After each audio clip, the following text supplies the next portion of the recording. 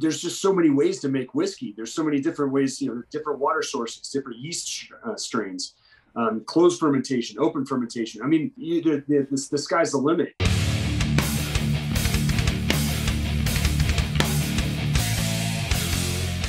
Ghost Cult Magazine is honored to be joined by Rob Dietrich, the master distiller of Blackened American whiskey. How are you doing today, Rob? I'm doing great, man. It's glad to be here. So glad you're here. This is a long time coming, and I'm so pleased to chat with you. I'm not only a huge fan of Metallica, I'm a huge fan of Blackened whiskey and whiskey in general. My father was a whiskey drinker. I think there's something about that. He was a big fan of the Rat Pack growing up. So, you always see whiskey is a refined, classy drink, and then, of course, the Jack and Coke, the Lemmy Kilmister of Motorhead, rest in peace, a huge influence on Metallica, and then finally Metallica with their own whiskey. And look at Metallica, everything, right? We love Metallica. We celebrate them here. And I've been very lucky in the last year to see Metallica 4 times in the last calendar year coming out of the pandemic. And I managed to have the Blackened whiskey twice at those events, once at the Independent on my birthday for the Secret San Francisco show, their first show in like 2 years, and then again around the weekend of the 40th anniversary concerts, which I treated myself to a nice glass that I properly enjoyed. Thank you very much to your team for sending me the awesome, shot correct, the Blackened whiskey. I'm going to pour myself a glass. I jumped ahead of you and already poured my Friday afternoon imbibement here. I like your Friday afternoon glass. That's a very fancy one. I'm gonna pour myself it. You hear the glug glug glug. This is an important tool in the whiskey making trade. The Glencairn has a perfect shape for being able to nose and taste whiskey and get all those proper notes for identifying a profile. Right so on. It works. Cheers. We'll just go right in. Cheers. Cheers, my friend.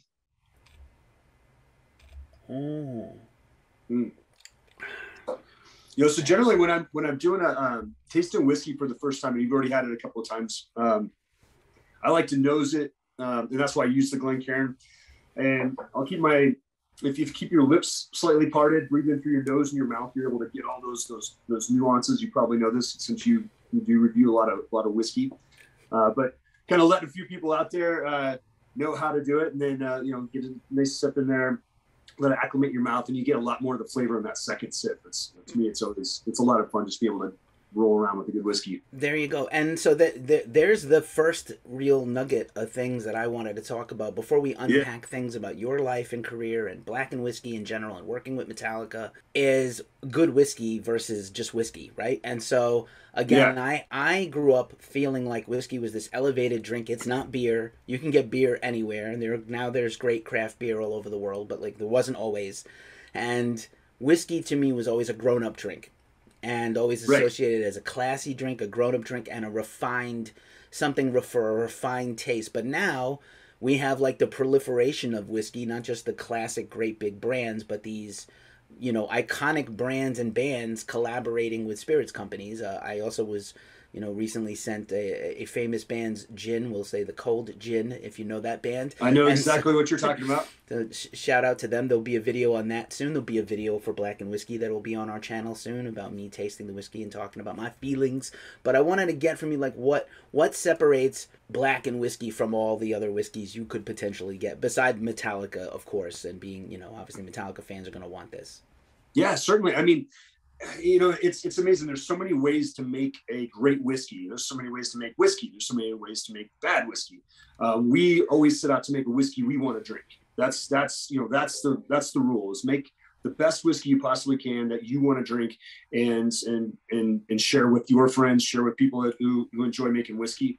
And I think what makes Blackened stand apart is, one, we've embraced American blended whiskey as our category.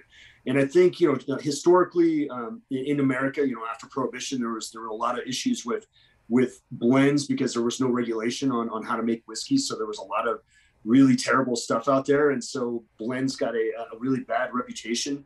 And one of the things that we set out to do in creating our whiskey is to really own that category and show, the whiskey enthusiast that American blended whiskey can be a high quality aspect. And that's one of the things that we really wanted to attain with this. So being able to take all these great whiskeys from great distilleries that already, you know, make whiskey on their own, that can stand apart independently on their own, and then blending them together to create something phenomenal. That was our goal. And so I think that was our first step in making something that stands apart. Second step, we do a brandy cask finish. I'm huge. You know, my background was in single malt whiskey and doing cask finishes on special releases. So I love the aspect of taking our blended whiskey or blend of bourbon and rye, cask finish it in brandy. So that there's another element that kind of, you know, stands apart from other whiskeys. Ultimately, however, I think the coolest part about our whiskey, not only does it taste delicious, but we're using a pretty innovative process that we call black noise. And black noise is such a kick-ass idea. This thing came from, you know, I've spent years in the music industry, you know, prior to this, and we've all been to a concert where we walked in front of the speaker and you feel that vibration in your chest. You're just, you know, that feeling that, whoa, it's like coursing through your veins. We wanted to replicate that inside the barrel and by using sound. And, you know, so we used science, you know, to really dig into this. We used Meyer Sound, who is the sound company that creates that wall of sound for Metallica. They create all their proprietary speakers in their studio and on their tours. And so we worked with them to create a proprietary device to create vibration inside the barrel at a low frequency. So if you imagine like inside a barrel, you char the inside of a barrel, the natural sugars, the vanillins in the wood, the tannins in the wood will create a caramelized band of sugar in the barrel. So when the pores are open in the heat of the day, the whiskey's moving into the wood. When it's cold at night, the pores close and expel the whiskey back in the barrel. Well, while we're doing the black noise sonic enhancement, it's moving in and out of the wood at a very rapid pace. And that is, you know, and you know, for us, that is, and there's science behind it. We've done a bunch of tests on it. We've found that it does work. It does make some significant changes. So what we do is we have every batch. You can look on the top of your bottle. There's a batch number. You can look up that playlist and go to blackenedwhiskey.com and see which band member. Sometimes it's myself. Sometimes it's other folks selecting the playlist. Of course, Metallica playlist. You gotta do the you know, everything Metallica. So you can see which band member selected it. There's a little icon right next to it. You can take a photo of it. It'll populate that playlist of the music that was used to sonically enhance that batch. So it's a full circle experience for, you know, us, the consumer, drinking the whiskey and listening to music at the same time. And I love it. I mean, so that was kind of a long answer for a simple question, but I'm a whiskey nerd first and foremost, so I tend to dive deep. Well, we're nerds at heart here. That's why we do what we do, and I deeply appreciate that answer. And, of course, I was rocking out to the playlist earlier, and it was full of bangers, and I definitely recommend sipping the whiskey and jamming out to Metallica on 10. And thank you for detailing that whole process, because to my knowledge, this is really innovative and has never been done before. I know that artwork has been made using sonic waves from music, but never spirits, to my knowledge, and this is incredible. And the band also, again, their personal picks of the playlist went into this. So, like, it's, if you want something, it's not just got Metallica's name on it or seal approval. They participated, which is incredible. Well, you know, and they when they set out to make a whiskey, they wanted a whiskey that was going to stand on its own. That was the key important detail, and that's why they have, you know, myself. Originally, it was Dave Pickerel, legendary distiller. So, you know, it's really important that you know, these are all masters of their craft. You know, Metallica knows what they're doing. Obviously, they're masters of metal. You know, we've got Meyer Sound, who are masters of sound, and then Dave Pickerel, who's a master of whiskey, and now myself. And so, you know, it's really exciting to be able to do these kind of innovations. You know, there are other whiskeys out there that are playing music to their barrels. There's wineries that are playing music to the wine and to the vineyards. But I think we're one of the first to actually take a scientific approach and actually work with a sound company. And like, let's go with somebody who knows sound on the microscopic scale, and we know whiskey on the microscopic scale, and let's throw those things together and do something incredible. And that's what we did with Blackened. Amazing stuff.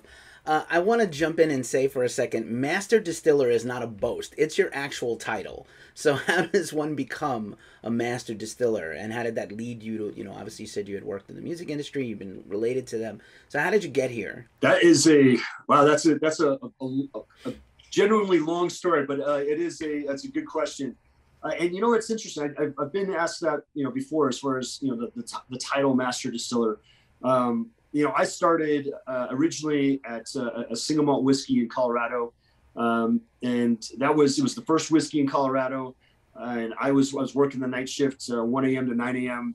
By myself. So when you're in the middle of the night, you can rock out, and you got the speakers in there. I was listening to Metallica, listening to everything on full blast, for one, just to stay awake, and then two, just because I'm by myself, I can rock out as loud as I want to in a distillery. So it's really years of doing, years of learning a craft. They say it's 10,000 hours or 10 years or 19,000 hours or something like that. And I believe me, by the time I hit 10 years, I was well past 19,000 hours of and so it was, so I moved my way up through the ranks, managing the systems, managing bottling, basically just being able to wear any hat in the industry, and then eventually moving up to the head distiller position, and eventually I was bestowed the title of Master Distiller.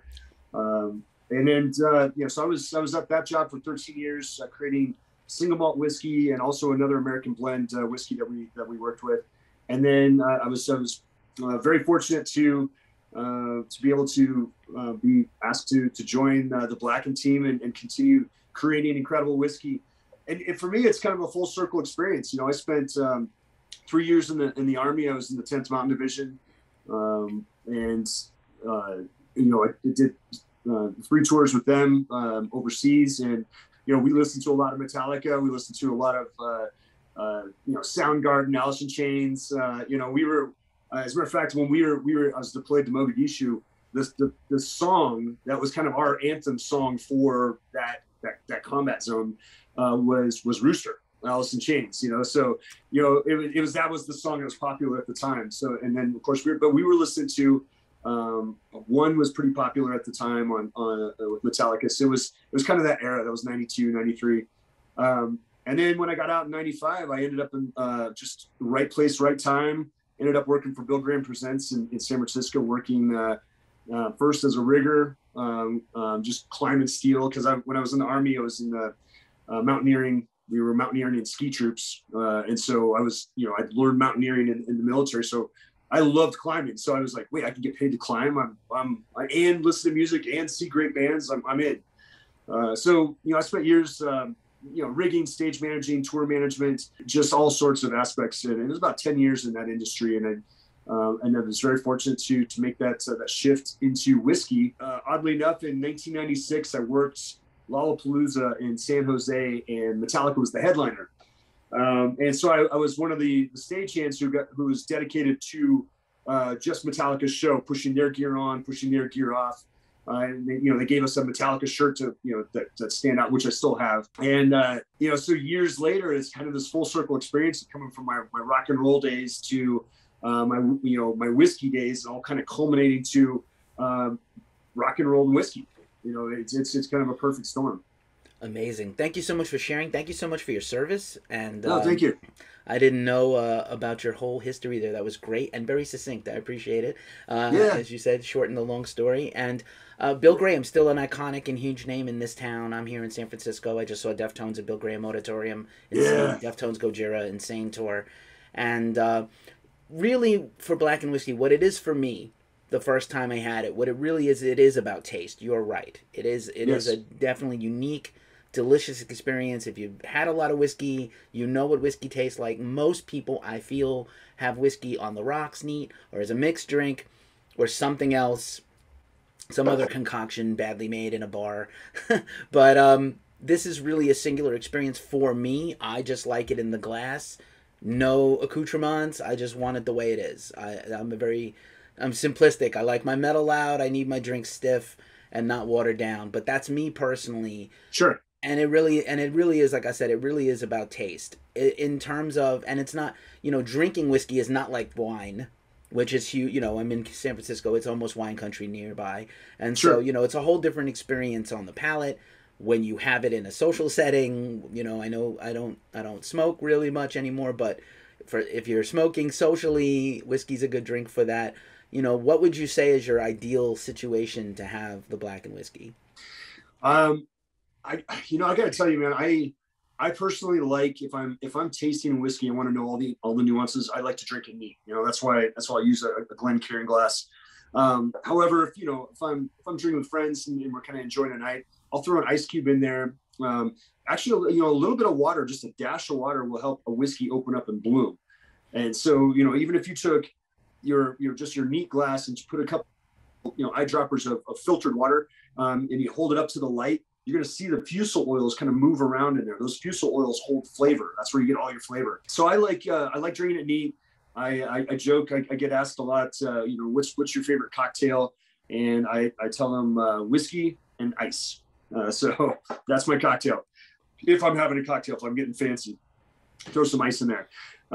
If I am having like a real cocktail, I tend to go to like old fashioned or something to that effect. But if you really want to taste whiskey, I think we all start out, drinking whiskey and Coke, and generally when you're drinking whiskey and Coke, it's because the Coke is there to like cover up the flavor of maybe a possibly terrible whiskey. So, depending on whatever whiskey is they're using. And then when you realize, if you one day I realized, like, wait a second, all I'm tasting is Coca-Cola. I want to know what the whiskey tastes like. And then you start, kind of going down that path of understanding that every whiskey has these incredible nuances that, anything from a Highland Scotch to a Lowland Scotch to a Speyside Scotch to, bourbon, rye, high rye, low rye. There's just so many ways to make whiskey. There's so many different ways, different water sources, different yeast strains, closed fermentation, open fermentation. I mean, the sky's the limit on what you can taste. So the best way to really learn is by trying new whiskeys, trying other whiskeys, until you find the whiskey you like. You might discover that you really love rye, or you might discover that you might be more of a bourbon person, or you might discover you might single malt. The best of all the worlds in Blackened is that we've blended bourbon and rye, so you kind of get the best of both worlds in as far as American whiskey goes. So again, a kind of a long answer for a simple question, but I do like a good cigar as well. So I do tend to smoke some pretty heavy cigars. So I like to enjoy a little whiskey with just a little bit of ice in it and a good cigar. Always good to reward yourself with the finer things in life. Life is short. Enjoy it now. And Yes, buy good socks. but socks are important, Private Gump. They're really you got to protect your feet Right. out in this rain. But what's interesting, for all the Jack and Cokes that I've had in my life, I lived in Brooklyn. I used to screw myself into a bar stool at Duff's Alcohol Abuse Center every weekend and drink Jack and Coke all night and listen Sure. to metal and hang out with all my friends. And I miss you all. But I think the sugar is the thing that ruins the Jack and Coke. It's too sweet. And Yeah. I've had tons of them, thousands probably, to be Sure. honest, in my Same. lifetime. And but yeah, I almost sometimes wish I could get like a Mexican Coke and a Jack, or a whiskey, because I don't know if you recommend doing a whiskey and Coke with the Blackened whiskey. I prefer it just as is. I think it's perfect the way it is. But I don't know if that's a thing you guys recommend. I haven't seen any recommendations, pairing suggestions come out from anybody on the team, but I don't know if that's a thing for you or a recommendation. If that's an entryway, a gateway for people to appreciate it better, is the way they're used to, or we just push them in the pool of the deep end and make them learn to swim like my dad did. Oh, I certainly have my preferences as a whiskey nerd, and probably I try not to use the word like whiskey snob, but if you kind of get used to something and tasting something, there's only certain ways that you like to drink it. So again, I prefer it neat. However, the way I approach it is that we're all adults. Enjoy the whiskey the way you want to enjoy it. If you want to drink it with a little Coke, by all means, drink it with some Coke. If you want to make it into an old fashioned or a horse feather. Horse feather is a great one. Little ginger beer, simple syrup, little lemon. That's a good summer drink. So find the way you want to enjoy it, and then kind of work your way to drinking it neat. I just know my preferences. I like to drink the whiskey neat or an ice. But you know, again, we're all adults. Drink it the way you want to. Right on. One of the things I'm really stoked about, and perhaps the benefit of having Metallica on your brand and your bottle, is the availability. So you can get this all over the place. I love going into my Yeah. local bar last night on Metal Night at the Willows in San Francisco and seeing the Blackened sign on the wall and getting the whiskey there. I love going to music festivals like Danny Wimmer Presents, Bourbon and Beyond, Yeah. and Aftershock this summer and fall, and Welcome to Rockville in a few weeks. And I know you've personally attended a lot of these festivals as I sort of an have. ambassador for the brand. You know, it's super exciting to have all these collaborations. What's sort of the fun part of that for you, getting out and meeting people and talking about the brand and advocating for the brand? It's definitely the passion. I mean, one, we're all, you know, we're all metalheads in the first place. You know, we all love our music. We all love the passion for the music. So that brings that tribe together. And then on top of that, we're enjoying ourselves. You know, we're out there enjoying good music. So now we get to loosen up a little bit and enjoy it with a phenomenal whiskey.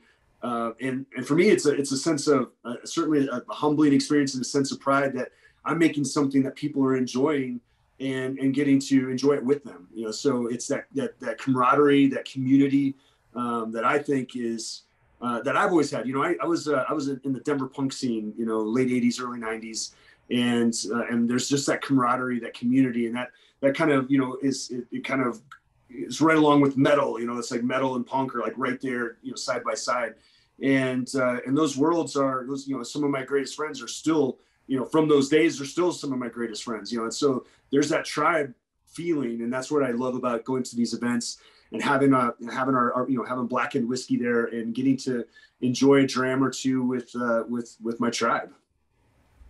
Amazing, amazing stuff. Just as we wind this down, I want to give you back the rest of your day. Tell me what your favorite Metallica song is. I must know. Whew. You know, that's a hard one. It depends on my mood. You know, like if I want to just if I want to drive fast and just rip my dashboard off my truck, it's Whiplash. You know, and I just will sit there and just pound the dash as I'm just driving down the highway. I'm surprised I haven't set the airbags off yet. But I think, you know, man, I love Unforgiven. I was at Louder Than Life last year, and Metallica headlined it, and James came out and they sang Unforgiven, and right after he got done singing it, he just went up to the microphone. He said, "Forgive yourself," and I was like, "Whoa!" It just like it struck me. I was like those two words was, you know, it's we kind of forget sometimes. You know, we've all made mistakes. We've all fucked up somewhere. It's nice to be able to know, you know, like, hey, you know, we're all human. We can all, you know. So that's one of the songs that kind of like that resonates with me as well. Um, there's I mean, I could just keep going down the rabbit hole. I was able to pick out Batch 100. I was able to pick out 12 songs that the band had asked me to pick out 12 songs for the Batch 100. We made it into a vinyl record release bottle set, and Lars was going to curate it down to 6 songs from those 12 songs, and so I went down the rabbit hole, man. I was looking up live 1989 Seattle, live Mexico City, and because in my mind I was thinking, okay, if we're using Metallica's music to sonically enhance the whiskey, well, what about the voices of the fans? You know, what about our voices? What about the voices in using that as part of, you know, working inside the barrel? So I went down the rabbit hole with that, and Lars, like every single song that I picked, he said, okay, we're not releasing one record, we're going to release 2 records. So it was a 2-record box set with Batch 100. The bottle came with it. And going down that rabbit hole and just, you know, I have so many experiences with so many of those songs growing up with Metallica that it's hard to just pick one. So for me, it's a mood, but I kind of narrowed it down to a couple there. Amazing. Thank you so much. Everybody, please drink the Blackened American whiskey and drink responsibly. If you're going to drink, Please do, Rob, yes. please do. But Rob, it has been just wonderful chatting with you, man. I really appreciate this. Our fans will really appreciate this. Thank you to you and your team. I look forward to seeing you in person at one of these shows or festivals and raising another glass with you in the flesh. Keith, it's been an honor, man. Enjoy the day. Enjoy the rest of that whiskey. Will do. Thanks for hanging with Ghost Cult. Cheers. Cheers.